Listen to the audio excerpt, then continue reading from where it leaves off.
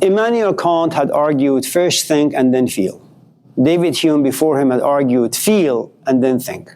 One argued that thinking is a slave to emotions. The other had argued that emotions are a slave to thinking. I think David Hume had it right, that we are feelers, and then however way you feel, then you justify through reason. And your ability to reason well will ultimately justify the way you feel. If you can't reason well, then you'll be checkmated. You know. So next time you want to take a loser to your parents and say, this is the person I love, okay, make sure you've done your schoolwork, you're studied, so when your mom asks you some difficult questions, you know how to answer her. Not because you know, only as a way to deceive her, fool her for the time being. Naomi?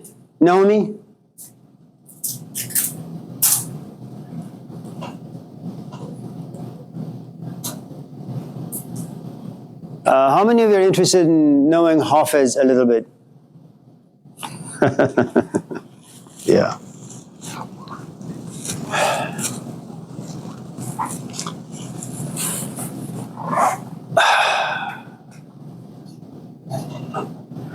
So before I tell you a thing or two about this particular fellow who lived around maybe the 13th century or so, let me say a couple of things about the Middle East, specifically Iran, or as some of you may know it, Persia.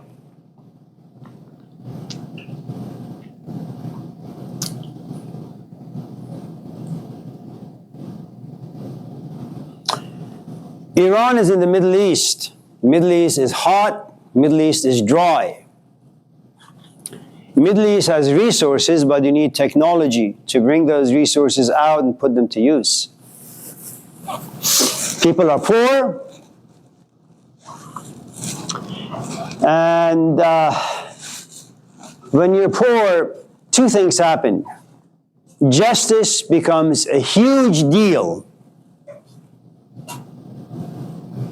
If every one of us in this classroom is hungry and we haven't eaten for a few days, and there is a loaf of bread, and everyone gets a piece, should one of you get two pieces, two slices instead of one, you will get punished. No one is going to forgive you. No one is going to exercise compassion and say, oh, it's okay, let him have two slices. Your hand will be chopped off. You will be slapped. So in environments where poverty prevails, justice rules. If on the other hand, they were all hungry and there was a truckload full of food, I don't care if you want to take 50 loaves of bread home. There's still 1 million left. So you can exercise greed and lust and be unfair and be unjust. Nobody would care.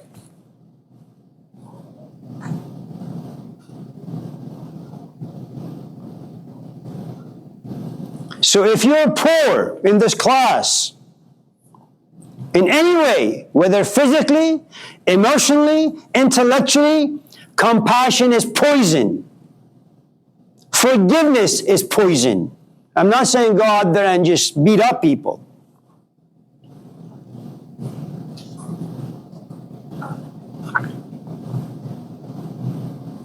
Okay? Compassion has to do with a good amount of understanding. And you don't need that right now. Okay? So Iran is a very poor country.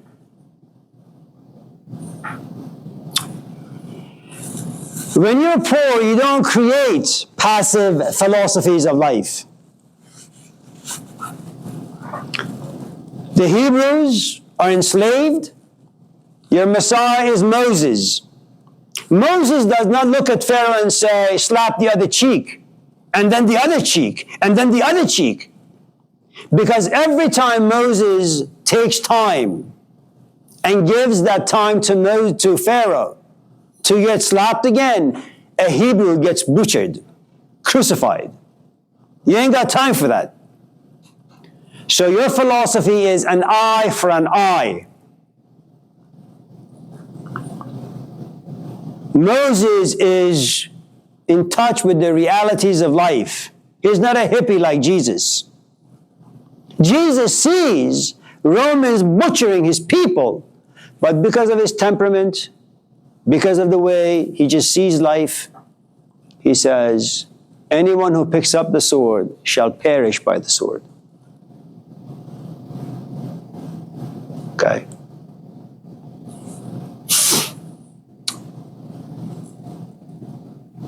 The first tradition that, bona fide religious tradition that came to Iran was Zoroastrianism. If it wasn't for the Persian prophet Zoroaster, the Jewish tradition would never have the concept of hell. They would never have the concept of afterlife. Maybe they would never even have monotheism. Because in the early Jewish tradition, what you had once you died was Sheol. You die, you go into the earth, and that's it. When Cyrus, the great Persian king, frees the Hebrews, they are exposed to the Zoroastrian tradition.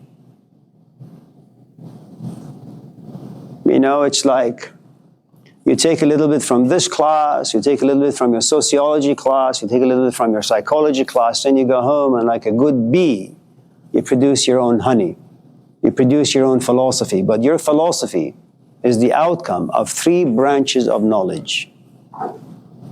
We are what we eat. So the Jews go back and create this brand new philosophy. Now for the first time you have an afterlife and you have a God that judges you when you die. Now that had been the tradition in Iran for a long, long time. Now one of the things you need to understand about Zoroastrianism is the following. When you die, you will come back to life and you will be punished for all the wrong things that you have done. You have a culture that has a philosophy, that philosophy goes inside you, and what lives inside you is this. You better be careful how you live your life. The culture injects fear inside you. It's not like today, you know, there is no God, there are no parents, my parents are jerks, my teachers are nerds, you know, I'm the king of my world. No one is over me, no one is above me. You have fear of no one. Okay, and when you live life without any fear, not only do you destroy other people's lives, you also destroy yours. Islam comes in Arabia. And like anyone who has power, Islam says, we are great. There's a country next to us, Persia. Let's go get rid of them. Or at least let's go get rid of their religious tradition. So Islam goes in there. Nobody likes to be invaded. You know, it's like, not like Dick Cheney, the vice president under George Bush, who once, many times, had said, you know, when we go to Iraq, they're going to greet us with flowers and chocolates. As liberators. Right. You know, this is usually the way things are interpreted by people who are powerful and privileged.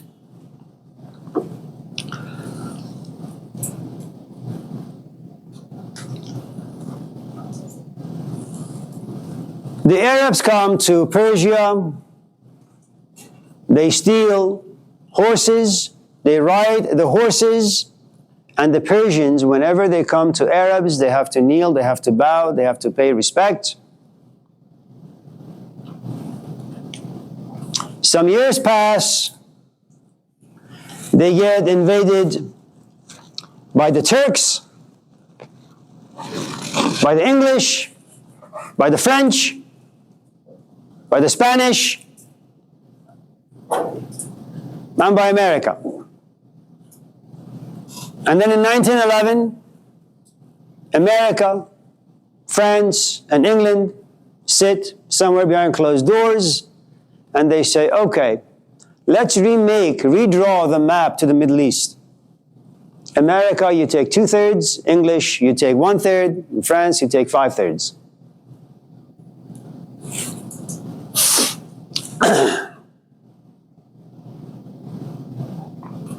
Do you know what happens when you get brutalized day after day after day after day? You don't create music that Beyonce sings. You don't create music that Miley Cyrus sings. You don't have a happy philosophy of life.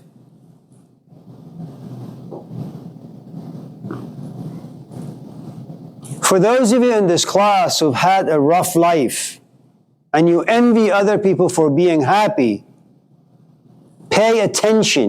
Your history defines you. Do not envy other people's happiness, accept your own. Make peace with the philosophy that lives inside you. If your mother has never been around, if your father has pushed you and poked at you your entire life, if you go to Safeway and people look at you weird, if you get F's in your classes, you have a very unhappy life. That is the music you ought to create.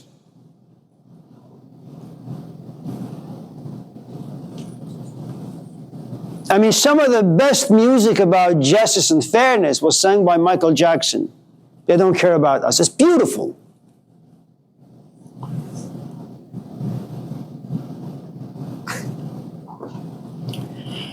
So why do we have tragic philosophy?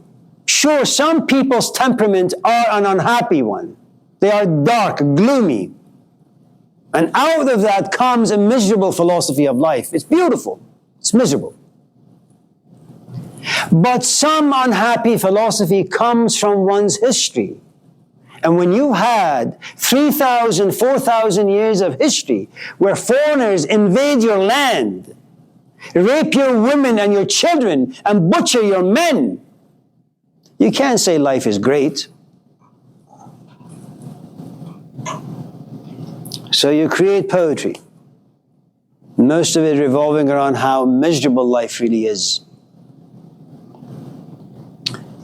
زمن بشنوی پیر آموزگار مکن تکیه بر گردش روزگار که این منزل درد و جای غم است در این دامگه شادمانی کم است. Hear from me, O wise teacher. زمن بشنوی پیر آموزگار مکن تکیه بر گردش روزگار. Do not trust this wheel called life. که این منزل درد و جای غم است. This is the home for pain and misery. در این دامگه شادمانی کم است. In this prison, joy and happiness are very, very, very rare.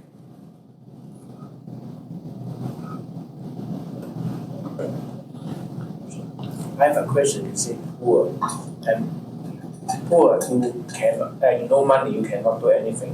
But another, I mean, moral you have any you say you achieve anything.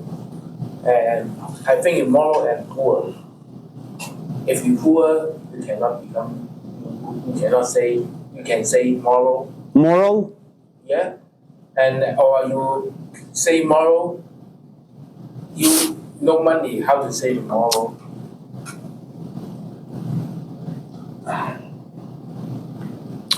You can be very poor and you can be very moral.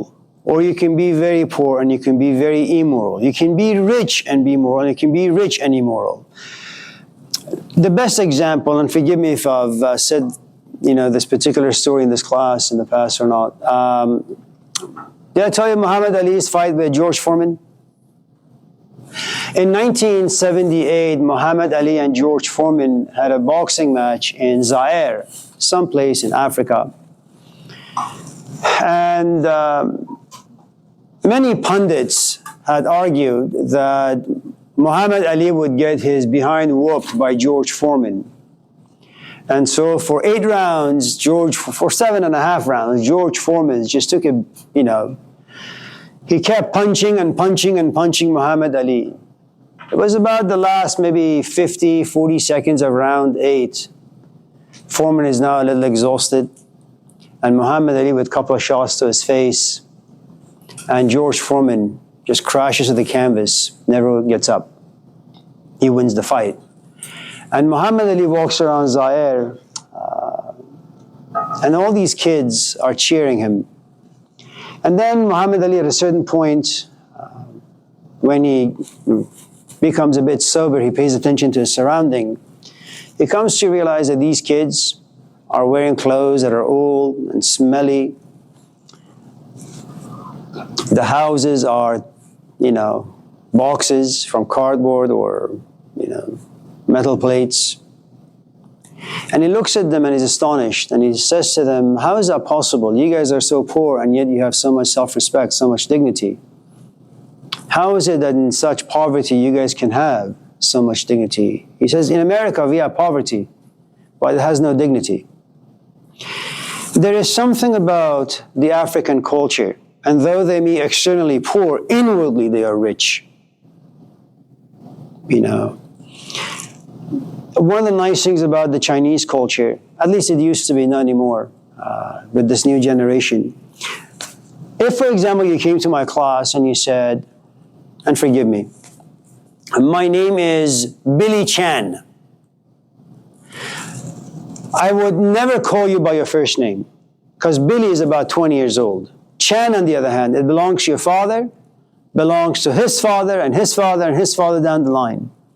So when I call you Chan, I take you back to your heritage, and your heritage is about 3,000, 4,000, 5,000 years old. Billy is about 20 years old. And if you're aware of your tradition, and if your culture lives inside you, there is a good chance that culture is going to create softwares inside you, and that software is going to tell you how you should behave. And if you have a good software, as most traditional cultures do, you're going to behave morally. It doesn't matter whether or not you have money in your pocket. When, I'm not quite sure what year this was, but there was a hurricane that hit Japan, and a lot of lives were destroyed. There were many people who found money, who found things of value floating on water, in the street, and they took everything to the government. It's not because people don't have lust. It's not because people are prophets or sages. They are bound by the culture that lives inside them. That's how it is. And if you have no culture, you have no GPS. But if you have a culture that's only a few years old, you don't really have a good GPS. It's going to malfunction every 10 minutes.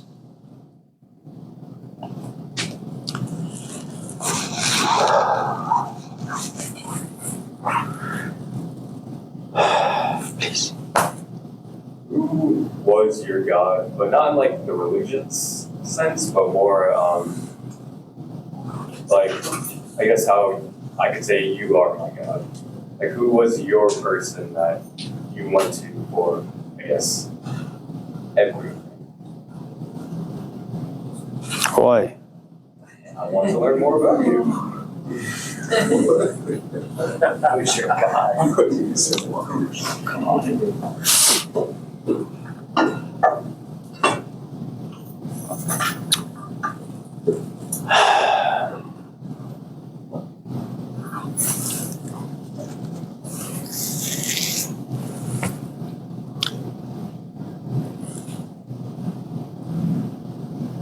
Before we get to that question, anything else? Yeah. What are your views on like loyalty? People so kind of correlate. Oh.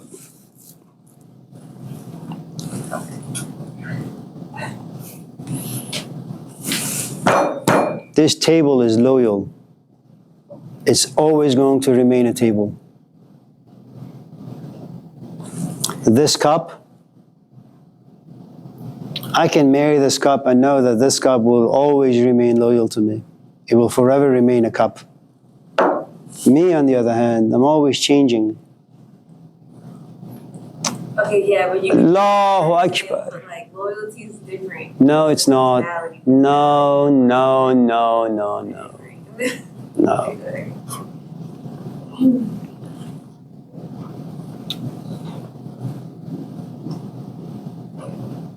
I will be loyal to you as long as I'm interested in you. What if you're loyal to like a group, not just like a A person? group. I don't know how cults work. What I'm trying to tell you is that because human beings are changing animals, and depending on the intensity of the change, if the change is grand, then I'm going to break my loyalty to you. If you and I are married, okay, and then I walk and there is Deviante, and all of a sudden I become attracted to him, I'm going to leave you. And I'm going to exercise my loyalty with him until he bores me. I'm serious. Now, unless we have kids, then my loyalty, just in case I want to break it, is going to kind of say, well, you know, you have kids. I know you don't like your wife, but what about your kids? Now, my love for him or her or anyone has to be so intense that it will override my loyalty, responsibility, element of shame and guilt towards my own family. And it happens all the time. Pavarotti. Was it Pavarotti? It was Pavarotti. He was married for 60 years. And he was like 90 years old. He fell in love with a 30-year-old. And he left his wife. Beautiful. He is loyal to love. So, I know it sounds bad. And by no means am I saying that you should go home and divorce or walk away from your responsibilities. All I'm saying is that your question is very, very, very good. It's just very complicated because we are complicated. You know? I mean, the only thing that for us embodies a modicum of stability is marriage. Only death do us part. And I mean, before you would have one job your entire life. You would do the same thing. You would just weave rugs or carpets. You would be married only once. You would have one car. You would have one neighborhood. You would have one this, one that. Now everything is changing. Seems to be you take, I guess, more of the Western idea of needing love out of the marriage equation. Marriage sounds like it's part of a social structure that benefits everybody, child, bride, and all this, whatever. But loyalty doesn't exist, so why do that? You know, why not people lead in love rather than in the societal? People should be guided by love, but it depends how you want to define love.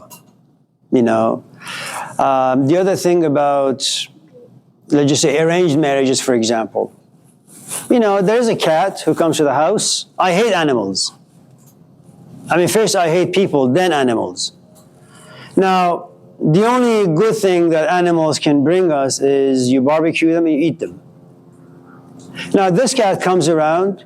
He's been meowing for the past 2 years. And for the past 2 years, I've gone to Costco. I buy a bag of food. And every time, whenever I see him, you know, I just put some food in front of him and he eats. There is something about us.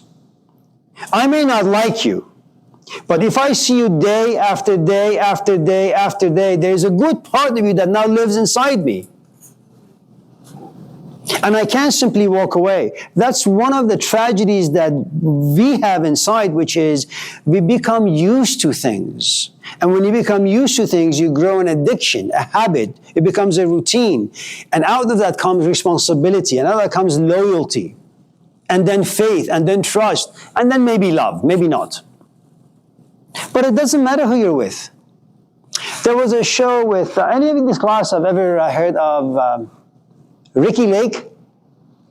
I mean, I know it's from the 50s. So she played in this movie, right? It's like this football team is traveling to Alaska to play, I don't know, some buffaloes. And the plane crashes into the snow. And this captain of this team, who's a great-looking guy, has a girlfriend, who's a cheerleader, and she is gorgeous. But they get separated. So he's stuck with Ricky Lake, who's ugly. Oh, but man, does she know how to utilize things? She knows how to fish. She knows how to bake potatoes with ice. And little by little, I mean, they're stranded on this ocean of ice for like 4 or 5 months, supposedly in this movie.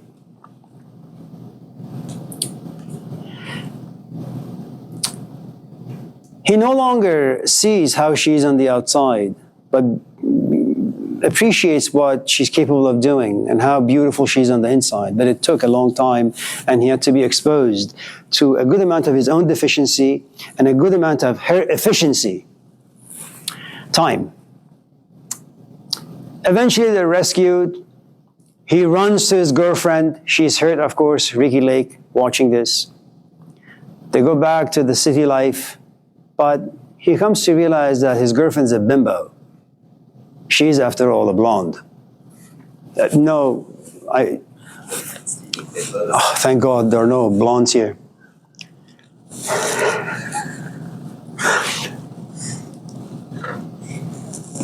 Is there one? No, no one. Thank God. I don't want to. You're a blonde? Do you do you think that because I living in America now, American have the religion, they have many the religion country, but in the China, is the religion is actually no religion. Yeah. But their love have different. Around the 15th century, the Jesuits traveled to China, and the emperor welcomed them because China is like Costco. You know, you have a little tradition here, a little tradition here. They worship everything, right? And so the emperor said, well, that's great. We're going to have like another like religion to worship.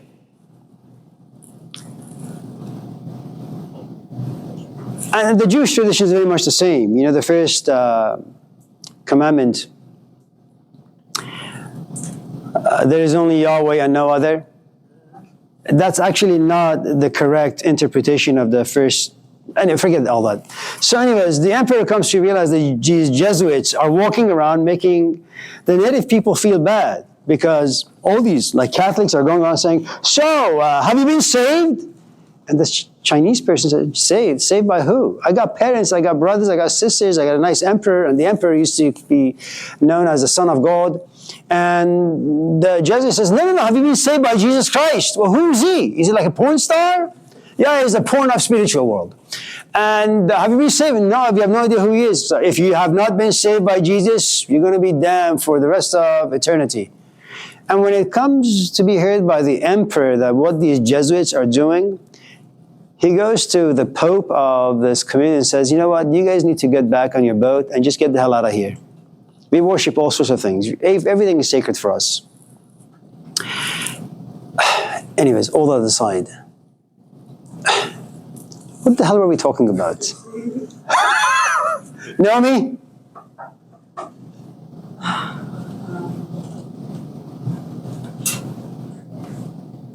Well, you never really answered this question.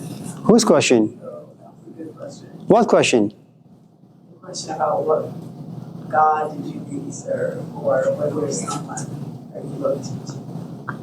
I think all of us have someone to worship and idolize. I remember when I was playing tennis, every time my game was bad, I would take out this picture of the person I worship, Bjorn Borg. He was from Sweden. He didn't look like, you know, all the tennis players out there, long hair, beard, and he never complained. He did a couple times, and he was number one for many, many years, retired in 1986 or 7, I think. And they used to call him the Iceman, Iceborg. And even if they call footfall, even when he lost, it didn't matter what happened. He was always very calm on the court, always. And every time I would take out his picture from the jacket of my racket and would look at it, something would happen to me. I would go back onto the court and I would try 10 times harder to play a better match. When I lost interest in tennis, I lost interest in Borg as well. When I became interested in philosophy, of course you have certain figures And at every different stage in your life, you have figures that you worship because they have something that you want. So if your question is, when I was growing up, was there someone who inspired me? The answer is yes. And what lives inside the inspiration? That there is something. Go back to the Gospel of John, and forgive me for taking it this way. You see me, you see God. It's not like he is God, but there is this divine attribute inside him. You want to know what compassion is? Just look at him when he turns the other cheek all the time. You want to know what forgiveness is? Look at the way he deals with the person who slaps him all the time. You want to know how he deals with death? He's on the cross saying, my soul is coming to you. This is a man who accepts, who forgives. And when he is angry, he has what we call a just anger. He's angry for the right things. It belongs to society. It belongs to culture. It belongs to poverty. And he deals with the big stuff of life. That's a good person to worship. Why? Because he doesn't come to you and say, so let me tell you about my dad. He doesn't tell you, well, let me tell you about what it means not to have money. He talks about poverty. Poverty in pockets, poverty in money, poverty in food, poverty in emotions not being loved, and poverty in having everything and yet your spirit being poor. This is like a Costco. And it's much better to fall in love with a man who has everything, at least in your eyes, than someone who's got nothing or maybe just one or two things. Why the hell would you want to go to Safeway and spend $10 on Horizon milk, half a gallon, when you can go to Costco and pay $10 for 3 fucking gallons? Isn't it all just... Upset now. You're in love with yourself. Like, you worship God, you worship whatever God it is, and it's really a reflection of yourself. Yes. Everything that it is just, people say, But you don't have access to yourself. An idea of God this way, and I'm rich, and I have and they advocate for their own lives through this idea Yes. of something. And wherever you live is where you get that concept. You came from Iran, It's true. It's true, but it's a long ways away. When you're 2 and you're looking at your kid brother who's running, and you want to run, yes, you see that inside you, that you can imagine yourself running. But it's going to be 2 years later where you can run. All the stuff I see in Socrates, they live inside me, yes. But for me to experience them, for me to claim ownership to those things, I have to do a lot of reading, a lot of writing, a lot of thinking. And then, yes, is Jesus a reflection of myself? Absolutely. Am I him? No. Are those things that I see in him, do they live inside me? No. But they could come to life. So we just keep reinventing, rewriting, We have no choice. imposing all of these standards and morals and questions upon society over and over again in the form of different... No. Look, I think it's a great thing when you, for example, begin to say, I want to be like the next Elon Musk. I want to generate, or Einstein, or Bjorn Borg. I mean, in some way, there's a sense of humility about you that you're not what you think you are. You're not yet Einstein. You also need to read a lot of books. You need to observe. You need to take notes. You need to go to school. You need to pay attention to things. You also dare to say the stuff that lives in Einstein could possibly also live inside me if I was to take these steps. What the hell are you going to do if there is nothing out there for you to idolize? What, you're going to invent things out of your ass? You have language because someone exposed you to ABCDs. They found a boy in France. I don't know when, maybe the 18th or 19th century. He couldn't walk. He couldn't talk. The boy of Aveyron. And there are lots of people like this. They just found a town in Turkey, remote places. People walk on 4s. Everybody. And now anthropologists are going there to teach people how to stand up, to walk just on their feet, so their hands can be free. If you're not exposed to something, there is no evolution. I have to come here and make you feel shitty, so you can go to the library, read some books to better yourself. And then you want to go home and express how you feel to your wife. And then you begin to mumble and you say, well, why can't I speak like Jordan Peterson? Why can't I tell a story like Jesus Christ? Well, it's great that you feel that way. Because if that desire lives inside you, and if you care for that desire and you want to protect it and making sure that it blossoms, you're going to keep experimenting again and again and again until you can create your own stories. But first, mimic. First, be a good copy machine. Copy the things that are good out there. And once you become really proficient, then you can be your own human being. Until then, you're just a mimic. You're just a copy. The question is, what exactly is it that you want to copy?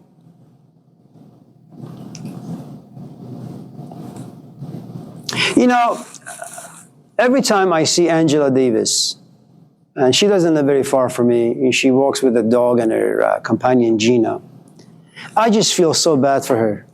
She makes me feel shitty. This is a woman who was one of the founders of the Black Panthers. You know, she lost her job. She had a very, very difficult life. And for the past many, many years of her life, she's been kind of trying to work the best she can, improving her community, her people, and other people, you know. And now you look at the culture. You look at what's happening with violence and all that stuff, and you sit back and you say, really? All that work for trash? And she doesn't have to talk to me. It's just something about Angela, her history, and because I know her history a little bit, it just makes me feel bad for her and for myself. Now imagine if Angela wasn't there that day when I was walking. What the hell would I be looking at? The birds? My kids running around screaming? My wife talking about food? At least when I look at Angela, I am elevated. When I'm with my family, I am devalidated, if it's a word. Sure.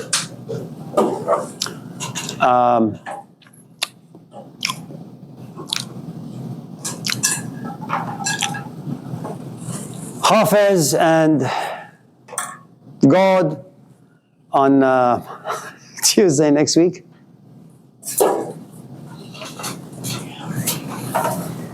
Have a nice day.